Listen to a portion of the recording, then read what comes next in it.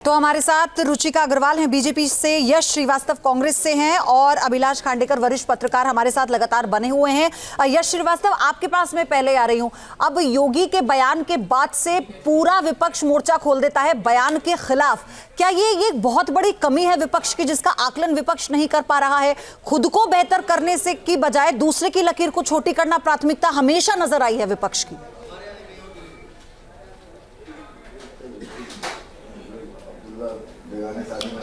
मैं ये सवाल आपसे पूछता हूं, यदि कोई आपसे आके मारने काटने की बात कह रहा है तो क्या आप सिर्फ इस बात तक सीमित रह जाएंगे कि नहीं भैया लकीर छोटी नहीं करनी? क्या आप उस गलत बात का विरोध नहीं करेंगे? क्या नरेंद्र मोदी जी जब ये बोलते हैं झारखंड में, जिसका उनको नतीजा देखने को मिला है, जिसके बारे में मीडिया शायद बात नहीं करना चाहता, जब वो ये बोलते हैं कि बेटी छीन लेंगे, तो क्या वो प्रधानमंत्री पद की गरिमा है? क्या हमें उसका विरोध नहीं करना चाहिए? क्या भारत के लोकतंत्र की नींव इससे अच्छे मूल्यों पर नहीं रखी गई थी इतिहास में? बिल्कुल रखी गई थी।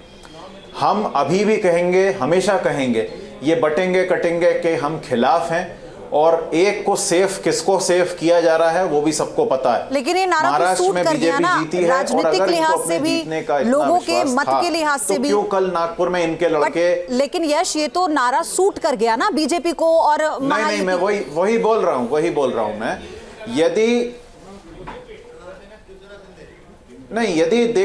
ये केवल नारे को श्रेय होता तो नागपुर में कल, मैं नहीं कह रहा कि ईवीएम में खराबी है या नहीं, उस बारे में आप लोग बहुत चर्चा कर चुके हैं। मैं तो ये पूछ रहा हूं कि नागपुर में कल फिर बीजेपी के कार्यकर्ता पकड़े गए अवैध रूप से ईवीएम ले जाते हुए।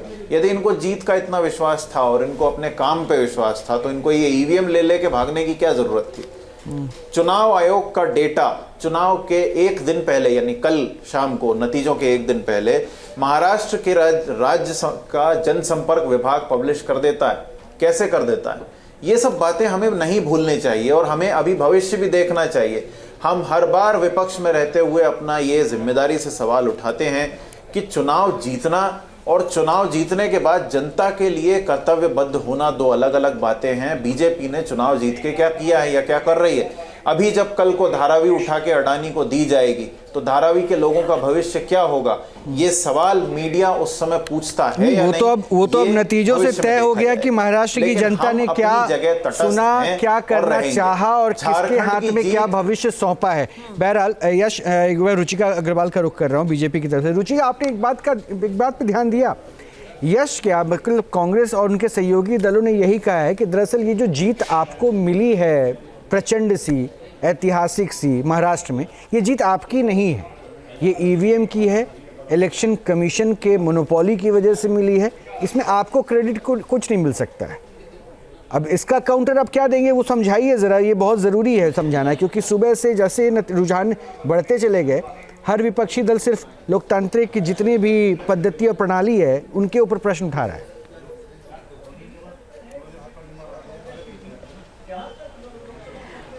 वंदे मातरम और न्यूज़ नेशन के सभी दर्शकों को मेरी राम राम।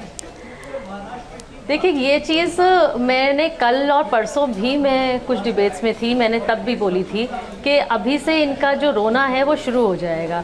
जब सब कुछ अच्छा रहता है, जहाँ पर ये जीत रहे होते हैं वहाँ पर तो ईवीएम बिल्कुल ठीक होता है, और जहाँ यहाँ हार रहे होते हैं वहाँ ईवीएम ख़राब हो जाता है।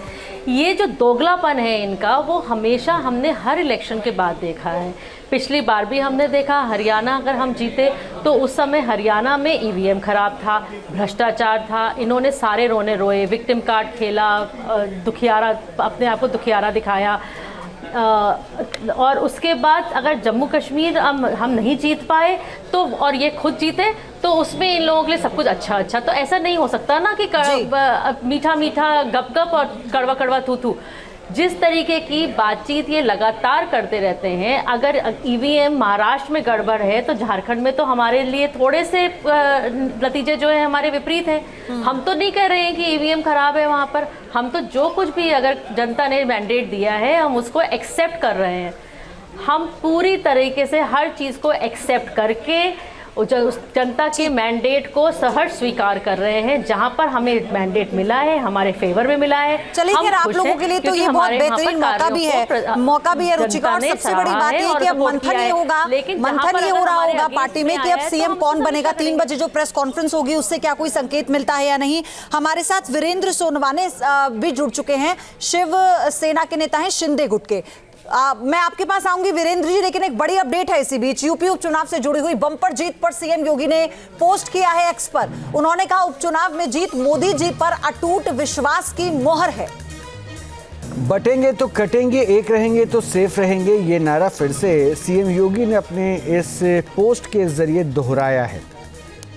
तो सीएम योगी ने ये नारा दिया, बटेंगे तो कटेंगे, और उसको कन्विंस करते हुए आगे ले आने की बातें भी कही गई। हालांकि नतीजों में तब्दीली महाराष्ट्र में तो हुई, यूपी के उपचुनाव में भी दिख रहा है, बिहार में भी कुछ ऐसा ही दिखा, लेकिन झारखंड में वो रिजल्ट पूरा कन्वर्ट होता हुआ बीजेपी के फेवर में नहीं गया। बहरहाल हम शिवसेना शिंदे गुट का रुख कर रहे हैं। वीरेंद्र सोनवाने हमारे साथ हैं। वीरेंद्र साहब, क्रेडिट किसको दे रहे हैं इस जीत के लिए? बीजेपी वाले प्रधानमंत्री का नाम ले रहे हैं। सबसे पहले तो ये जो सारा क्रेडिट है वो महाराष्ट्र की जनता का है। जैसे महाराष्ट्र की जनता ने यहाँ पे माननीय मुख्यमंत्री एकनाथ जी शिंदे के नेतृत्व में लड़े गए चुनाव पर विश्वास दिखाया है और ये भी साफ कर दिया है कि असली शिवसेना कौन सी है और नकली शिवसेना कौन सी है। नहीं, लेकिन बीजेपी वाले इस जीत के पीछे प्रधानमंत्री का चेहरा बता रहे हैं, तो मतलब आप क्रेडिट नहीं दे रहे हैं। आप प्रधानमंत्री वो महायुति का भी रहा, तो आपने देखा होगा कि लोकसभा चुनाव के बाद में ये महायुति की जो स्थिति खराब हुई थी उसको उभारने में अगर कोई चेहरा सामने आया होगा, कोई व्यक्ति सामने आया होगा, कोई नेता सामने आया होगा, तो वो माननीय मुख्यमंत्री एकनाथ जी शिंदे थे। और ये सभी ये जो चुनाव है को कोई क्रेडिट नहीं देंगे वीरेंद्र जी, देवेंद्र फडणवीस को कोई क्रेडिट नहीं देंगे। को है ना, महायुति को है, महायुति को क्रेडिट हम लोग तो दे रहे, लेकिन यहाँ पे जो चेहरा चला आपने देखा कि एकनाथ जी शिंदे जो एक आम आदमी का चेहरा, आम आदमी के मुख्यमंत्री करके जो चेहरा सामने आया उसको लेकर लोगों ने अच्छा एक बात और बता दीजिए ना वीरेंद्र, तो एक बात बताइए, मुख्यमंत्री एक बार फिर से एकनाथ शिंदे ही बन रहे हैं ना, क्योंकि सबसे बड़ी पार्टी बीजेपी बनी है। नहीं, बीजेपी सबसे बड़ी पार्टी हो सकती, पिछले टाइम भी बीजेपी सबसे, महायुति के पार्लियामेंट्री बोर्ड जो है उसमें तय होगा ना मुख्यमंत्री कौन बनेगा। लेकिन मैं मेरे पार्टी का अगर आप पूछोगे तो मैं जिस पार्टी का प्रवक्ता हूँ उससे तो मेरी इच्छा होगी कि मेरा नेता मुख्यमंत्री बने। लेकिन आपका एक गठबंधन भी तो है ना, अगर उससे मुख्यमंत्री बन जाता है, भाई देवेंद्र फडणवीस ने कुर्सी छोड़ी तो एकनाथ शिंदे बने, उन्हें पार्टी की तरफ से कहा गया तो वो उप मुख्यमंत्री बने। अगर अच्छा नहीं, ठीक है, मैं इसको ऐसे पूछ लेती हूँ कि अगर देवेंद्र फडणवीस को मुख्यमंत्री बनाया जाता है तो खुश तो रहेंगे ना आप लोग? शिंदे गुट के जितने नेता हैं, आप जैसे जो नेता हैं, सब खुश होंगे ना? जो भी निर्णय होगा वो महायुति के पार्लियामेंट्री बोर्ड में होता। अगर उसमें देवेंद्र फडणवीस जी बनते हैं मुख्यमंत्री तो किसको क्या आपत्ति होगी? अच्छा, इसी बीच यश कुछ कह रहे हैं, उनसे मैं बात कर लूं। यश, अपनी बात रखिए।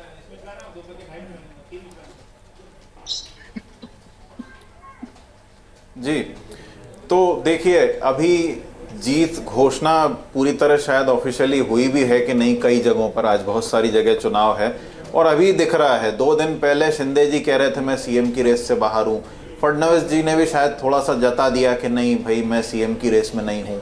आज दोनों सीएम की रेस में हैं, किसी का बेटा बोल रहा है, किसी की पार्टी का व्यक्ति बोल रहा है।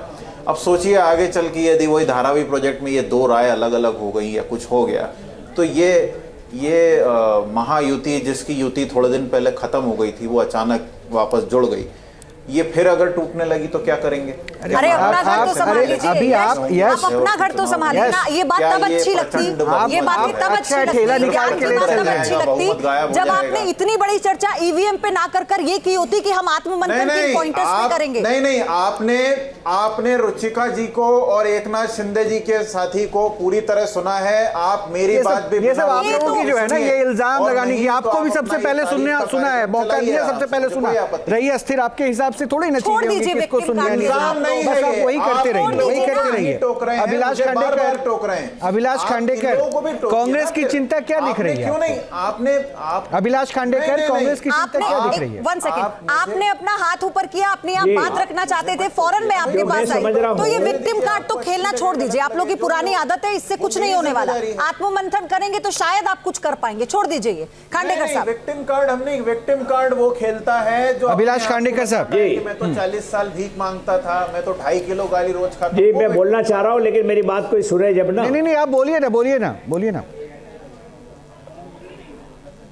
हाँ, तो मेरे को जो आपने प्रश्न पूछा और जो अभी का जो डिबेट चल रहा है उस पर लग रहा है कि कांग्रेस के पास कुछ कहने की बात बची नहीं है। कांग्रेस का जो सफाया हो गया महाराष्ट्र में और वो अपने साथियों को भी ले डूबे हैं, उससे उनको आत्मचिंतन करना पड़ेगा। राहुल गांधी जितनी बड़ी बड़ी बातें कर रहे थे, जिस तरीके से थिएट्रिक कर रहे थे, वो सेफ लेके आ गए। तो इन सारी चीज़ों को देख के लग रहा है कि न झारखंड में न महाराष्ट्र में कांग्रेस को कहीं सफलता नहीं मिल रही। उनको अपने संगठन को बहुत मजबूत करना पड़ेगा। बहुत सारी चीज़ें भारतीय जनता पार्टी से सीखना पड़ेगी। कटेंगे या बटेंगे, इन सारे नारों से ऊपर उठकर उनको पहले अपनी पार्टी को मजबूत करना पड़ेगा। उसके बाद वो कह सकते हैं कि ईवीएम के कारण वो हो गया या बाकी कोई कारण ढूंढ ले। लेकिन आज की स्थिति में न तो उद्धव ठाकरे, न शरद पवार, न कांग्रेस का कोई भी नेता कुछ भी कहने की स्थिति में महाराष्ट्र में इतना बढ़िया परफॉर्मेंस भारतीय जनता पार्टी ने करके दिखाया है। तो अब इसके बाद तो कोई इफ्स एंड बट्स की बात ही नहीं बचती है।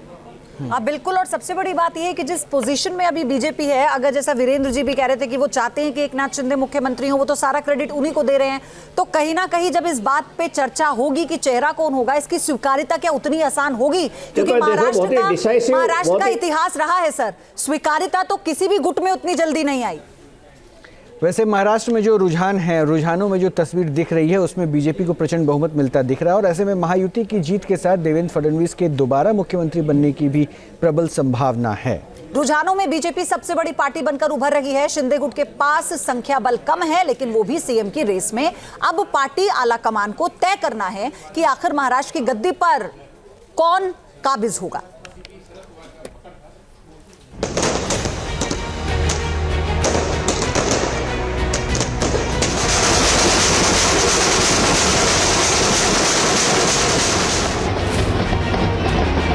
का आंकड़ा छूने में भी नाकामयाब रहा है। सवाल अब ये है कि महाराष्ट्र में मुख्यमंत्री की कुर्सी पर कब्जा किसका होगा।